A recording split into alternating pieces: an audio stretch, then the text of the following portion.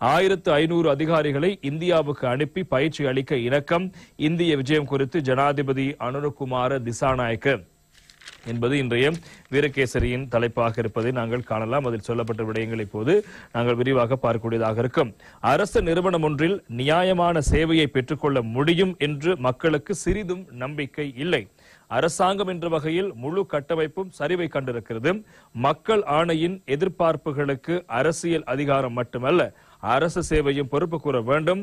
தற்போதுள்ள அரச நிறுவனங்கள் மீளாய்வு செய்ய நியமிக்கப்பட்டிருக்கும் புதிய குழுவின் ஊடாக அரசியல் செல்வாக்கை பொருட்படுத்தாமல் அவை தொடர்பில் தீர்மானம் மேற்கொள்ள நடவடிக்கை எடுக்கப்பட வேண்டும் என்று ஜனாதிபதி அனுரகுமார் திசாநாயக்க தெரிவித்திருக்கின்றார். நாராயணபேட்டையில் உள்ள நிலமெதுர கட்டிடத்தில் அமைந்துள்ள உள்நாட்டு அலுவலர்கள் அமைச்சின் கேட்போர் கூடத்தில் நேற்று நடைபெற்ற மாவட்ட செயலாளர் அரசாங்க அதிபர்களின் மாநாட்டில் கலந்து கொண்டு உரையாற்றும் போதே ஜனாதிபதி அனுரகுமார் திசாநாயக்க இந்த விடயங்களை தெரிவித்தார். உலகில் ஏற்பட்டுள்ள மாற்றங்களை உள்வாங்கி அவற்றுக்கு இசைவான மாற்றங்களை செய்து கொண்டு தமது துறைக்கு தலைமைத்துவம் வழங்கி அதனை வெற்றியை நோக்கி வழிநடத்தும் கதிரைகள் வெற்றிடமாக காணப்படுகின்றன. எனது இந்திய விஜயத்தின் போது 1500 அதிகாரிகளை இந்தியாவுக்கு அனுப்பி பயிற்சி அளிக்க இணக்கம் எட்டப்பட்டது. மக்கள் ஆணையின் 80% எதிர்பார்ப்புகளை அரசு உத்தியோகர்களை வெளிப்படுத்தி இருக்கிறார்கள் என்ற வகையில் அரசியல் அதிகார தரப்பின் பணிகளுக்கு அவர்கள் இணக்கம் மற்றும் அங்கீகாரத்தை வழங்கியிருக்கிறார்கள். எனவே இவை இரண்டுமே இருவேறு முரண்பாடான குழுக்கள் அல்ல, இரண்டும் இணக்கமான குழுக்கள்.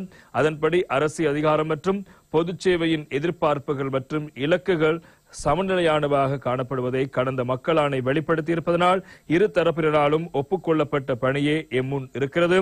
மேலும் மக்களோடு தொடர்படும் திட்டங்கள் மீளாய்வு செய்யப்பட வேண்டும். டிஜிட்டல் அடையாள அட்டை திட்டம் விரைவுபடுத்தப்பட்டு புதிய வருடத்தின் ஜனவரி 1ஆம் தேதி முதல் ஆரம்பிக்க நடவடிக்கை எடுக்கப்படும். எமது நாட்டை புதிய நிலைக்கு உயர்த்தி வைப்பதற்காக வறுமையை ஒழித்தல், டிஜிட்டல் மயமாக்கல், சமூகத்தை கருத்தியல் ரீதியாக மாற்றியமைத்தல் என்ற 3 துறைகளின் கீழ் பல திட்டங்கள் நடைமுறைப்படுத்தப்பட உள்ளன என்பதாகவும் ஜனாதிபதி அனுரகுமார் திசாநாயக்க அவர்கள் நேற்றைய தினம் இந்த மாவட்ட செயலாளர்களான மாநாட்டில் கலந்து கொண்ட போது தெரிவித்த கருத்துக்கள் முக்கியமான செய்திகளாக இடம்பெடுத்திருப்பதை நாங்கள் காணக்கூடியதாக இருக்கிறது.